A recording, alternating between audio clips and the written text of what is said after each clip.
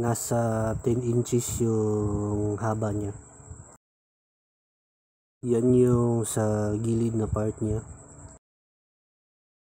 Meron siyang markings at hard plastic ang kanyang materials.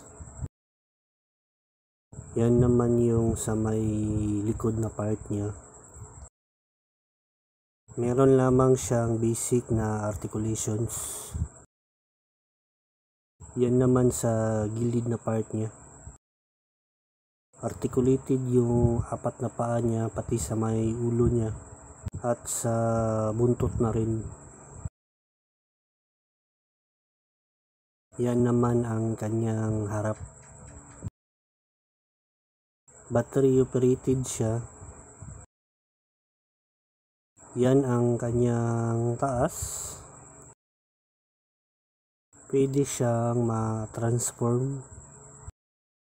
Kailangan nang ikutin yung sa may likod na part niya. Magaan lang din siya.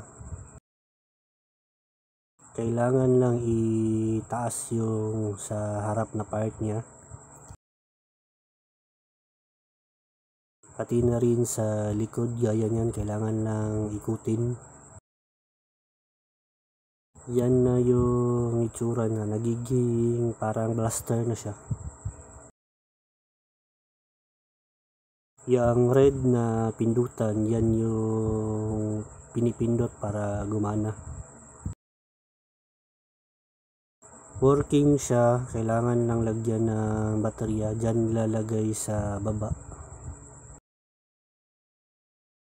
Mahirap na rin hanapin ang figure na ito.